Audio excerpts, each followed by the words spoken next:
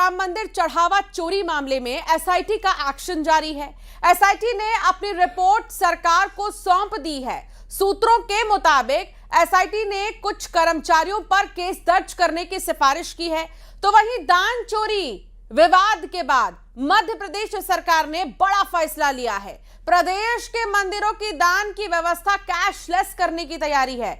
इसी पर एक खास रिपोर्ट आपको दिखाते हैं।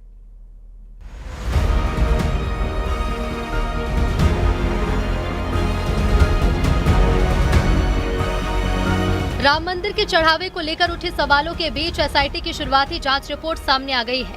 एसआईटी ने अपनी रिपोर्ट यूपी सरकार के गृह सचिव संजय प्रसाद को सौंप दी। सूत्रों की माने तो एसआईटी ने मामले में एफआईआर दर्ज करने की सिफारिश की है। साथ ही मंदिर ट्रस्ट के पुनर्गठन और प्रशासनिक व्यवस्था में बदलाव का सुझाव भी दिया है। रिपोर्ट में चढ़ावे के प्रबंधन और वित्तीय निगरानी व्यवस्था पर सवाल उठाए गए। सूत्रों के मुताबिक एसआईटी ने पिछले 5 साल के चढ़ावे का विशेष ऑडिट कराने की सिफारिश की। 5 साल के ऑडिट का मतलब है कि चढ़ावे का हिसाब किताब, वित्तीय लेन देन की जांच, गड़बड़ी की पड़ताल के साथ जवाबदेही तय करने की तैयारी हो। देखिए, ये शासन द्वारा नियुक्त 3 सदस्यीय एसआईटी की रिपोर्ट आज हमने अपर मुख्य सचिव गृह महोदय को सौंपी है। यह एक प्रारंभिक प्रतिवेदन है और उसके क्रम में आज अपर मुख्य सचिव गृह साहब को सौंप दिया गया। देखिए, ये गोपनीय जांच है, तो इसके लिए मतलब हम इस समय पर कुछ भी वक्तव्य देने के लिए अधिकृत नहीं है। जो हमारी फाइंडिंग्स थी वो हमने उपलब्ध करा दी है। जांच के दौरान एसआईटी ने कई लोगों से पूछताछ की, तो वहीं पुलिस पहले ही कुछ आरोपियों की निशानदेही पर नकदी बरामद कर चुकी है। सूत्रों के मुताबिक यूपी सरकार इस रिपोर्ट का अध्ययन करने के बाद इसे केंद्र सरकार को भेज सकती है। हालांकि एसआईटी ने साफ किया कि शुरुआती रिपोर्ट और अंतिम निष्कर्ष विस्तृत जांच के बाद ही सामने आएंगे। फिलहाल एसआईटी की रिपोर्ट कई सवाल खड़े कर रही है, लेकिन जांच अभी पूरी नहीं हुई। ऐसे में अंतिम रिपोर्ट आने तक सभी निष्कर्षों को शुरुआती आकलन के तौर पर ही देखा जाएगा। अयोध्या चंदा विवाद के बाद अब मध्य प्रदेश सरकार ने प्रदेश के सभी मंदिरों और धार्मिक स्थलों को लेकर बड़ा फैसला लिया है। प्रदेश के पर्यटन और धर्मस्व मंत्री धर्मेंद्र सिंह लोधी ने ऐलान किया कि पारदर्शिता बढ़ाने के लिए अब सभी मंदिरों को कैशलेस किया जाएगा। मंदिरों में QR कोड लगाए जाएंगे, जिससे श्रद्धालु सीधे डिजिटल माध्यम से दान कर सके। साथ ही सरकार मंदिरों में आने वाले चढ़ावे का ऑडिट कराएगी। नई व्यवस्था लागू करने से पहले देश के अन्य बड़े मंदिरों के प्रबंधन पर अध्ययन भी किया जाएगा। सरकार का प्लान कैशलेस दान। एमपी के मंदिर और धार्मिक स्थान होंगे कैशलेस। सभी मंदिरों में अनिवार्य होंगे QR कोड। श्रद्धालु अब डिजिटल माध्यम से करेंगे दान। अयोध्या विवाद के बाद सरकार हुई अलर्ट। हर मंदिर के चढ़ावे का होगा ऑडिट। बड़े मंदिरों के प्रबंधन का करेंगे अध्ययन। बेस्ट मॉडल देखकर तैयार होगी नई व्यवस्था। मध्य प्रदेश सरकार जल्द लागू करेगी नियम। निश्चित रूप से वो सारी चीजें हम करेंगे और जो भी अच्छी व्यवस्था हो सकती है जिससे श्रद्धालुओं को कोई दिक्कत परेशानी ना हो, वो व्यवस्था हम लागू करेंगे। अभी आने वाले समय में प्रयास तो यही रहेगा कि फुल कैशलेस हो जाए, पर अब श्रद्धालुओं का एक अलग अलग मोटिव होता है। हर आदमी QR कोड इस्तेमाल नहीं कर सकता, हर आदमी डिजिटल प्लेटफॉर्म इस्तेमाल नहीं कर सकता, लेकिन प्रयास ही रहेगा अधिकतम डिजिटल माध्यम से, QR कोड के माध्यम से दान की व्यवस्था हो। राम मंदिर चढ़ावा चोरी मामले में जारी एक्शन के बीच मध्य प्रदेश सरकार प्रदेश के मंदिरों को कैशलेस करने जा रही है। हर मंदिर के चढ़ावे के ऑडिट के साथ बड़े मंदिरों के प्रबंधन का अध्ययन कर नई व्यवस्था लागू करने की भी योजना है। Bureau report, news 18। Ayodhya Ram मंदिर में चढ़ावा चोरी विवाद के बाद अब सवाल उठ रहे हैं कि देश के अन्य मंदिरों में दान की सुरक्षा की क्या व्यवस्था है। न्यूज़ 18 ने मध्य प्रदेश के प्रसिद्ध मंदिरों की व्यवस्था की पड़ताल की। उज्जैन स्थित प्रसिद्ध महाकालेश्वर मंदिर, खंडवा स्थित ज्योतिर्लिंग ओंकारेश्वर मंदिर और दतिया के प्रसिद्ध पीताम्बरा पीठ में क्या इंतजाम है, इसका जायजा लिया। रिपोर्ट देखिए।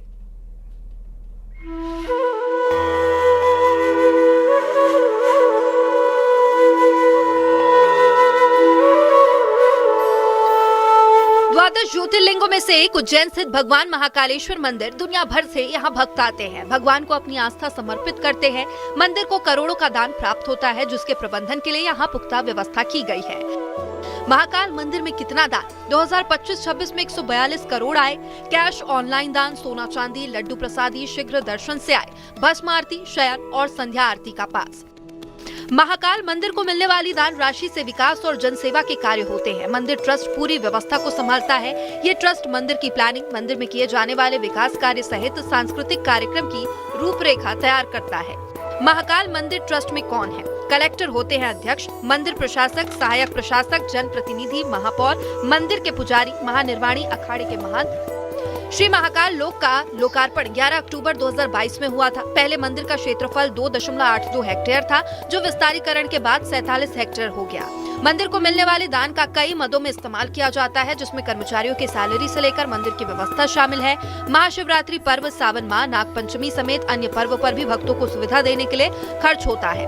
पहले मंदिर का खर्च प्रतिमाह 2.5 करोड़ था, जो बढ़कर 5 करोड़ से अधिक हो चुका है।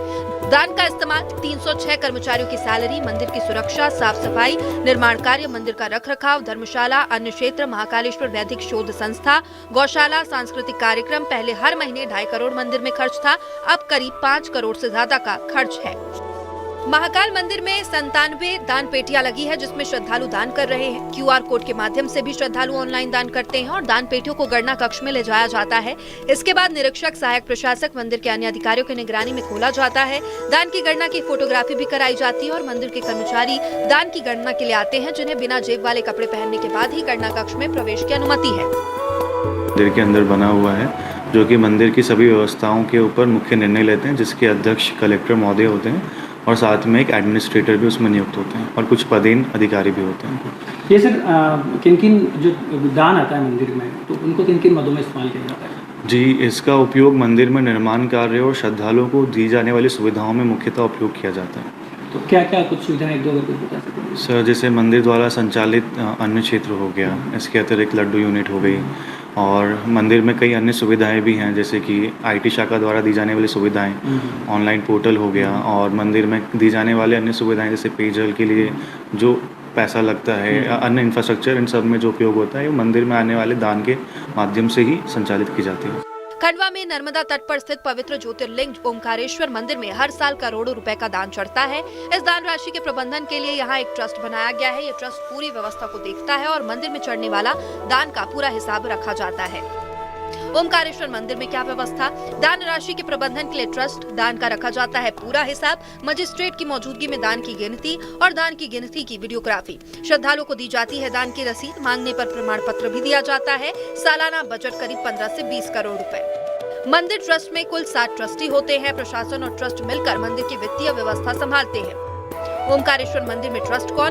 तो मंदिर ट्रस्ट में कुल 7 ट्रस्टी, मंधाता के रव मैनेजिंग ट्रस्टी, उनके ओर से एक ट्रस्टी नामित, रजिस्ट्रार पब्लिक ट्रस्ट, जिला पंचायत नामित करता है ट्रस्टी, जनपद और नगर पंचायत नामित करता है ट्रस्टी। वर्तमान में राव पुष्पेंद्र सिंह मैनेजिंग ट्रस्टी है। खंडवा कलेक्टर ट्रस्टी की भूमिका में है। ओमकारेश्वर मंदिर में ट्रस्ट में कौन? Rao Pushpendra Singh managing trustee, collector Rishabh Gupta trustee, Punasa SDM Pankaj Verma, trust के CEO अशोक महाजन ACO। ट्रस्ट के अनुसार ऑनलाइन आने वाले हर दान की पूरी डिजिटल अकाउंटिंग की जाती है। वहीं ऑफलाइन दान देने वाले श्रद्धालु को रसीद दी जाती है। दान पेटियों की गिनती मजिस्ट्रेट की मौजूदगी में वीडियोग्राफी के साथ कराई जाती है। गिनती के बाद पूरी राशि विधिवत बैंक खातों में जमा की जाती है। इस राशि में मंदिर की व्यवस्था, रखरखाव, कर्मचारियों के वेतन सहित अन्य खर्च पूरे किए जाते हैं।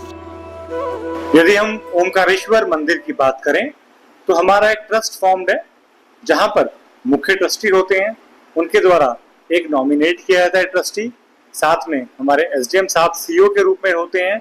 इसके अलावा अन्य शासकीय मेंबर्स भी ट्रस्ट का पार्ट होते हैं। इस ट्रस्ट का मुख्य उद्देश्य यह होता है कि जो भी हमारी दान दक्षिणा प्राप्त होती है मंदिर में, भले वो ऑनलाइन हो या ऑफलाइन हो, उसका मैनेजमेंट प्रॉपर्ली हो, फाइनेंशियल इम्प्रॉपर्टी ना हो, इसके लिए विशेष ध्यान रखा जाता है। यदि हम बात करें ऑनलाइन दान की तो उसकी पूरी अकाउंटिंग रहती है। ऑफलाइन दान में रसीद दी जाती है और जो व्यक्ति मांग करता है उसमें ATC का सर्टिफिकेट भी दिया जाता है। आस्था, विश्वास और करोड़ों श्रद्धालु की अटूट श्रद्धा का केंद्र दतिया का विश्व प्रसिद्ध पीताम्बरा पीठ मंदिर। हर दिन यहाँ हजारों श्रद्धालु मां के दरबार में माथा टेकते हैं, अपनी श्रद्धा के अनुसार दान अर्पित करते हैं। हर महीने मंदिर में करीब 20 लाख रुपए की दान राशि प्राप्त होती है। इस राशि का उपयोग पूरी पारदर्शिता और व्यवस्थित प्रक्रिया के तहत किया जाता है। मुख्य व्यवस्थापक महेश दुबे बताते हैं, पीताम्बरा मंदिर का संचालन एक ट्रस्ट व्यवस्था के माध्यम से होता है। मंदिर ट्रस्ट में 5 ट्रस्टी है, जबकि अलग अलग जिम्मेदारियों के लिए 9 समितियां बनाई गई है। यही समितियां मंदिर की व्यवस्थाओं, विकास कार्यों, प्रशासनिक गतिविधियों की जिम्मेदारी संभालती है और मंदिर में प्राप्त होने वाली दान राशि को पहले बैंक खातों में सुरक्षित जमा कराया जाता है। इसके बाद तय नियमों और ट्रस्ट की प्रक्रिया के अनुसार विभिन्न आवश्यक कार्यों में खर्च किया जाता है। इसमें मंदिर और श्रद्धालुओं की सुरक्षा, व्यवस्थित निर्माण और मरम्मत कार्य, पूजा अर्चना, आरती, प्रसाद व्यवस्था जैसे खर्च शामिल हैं।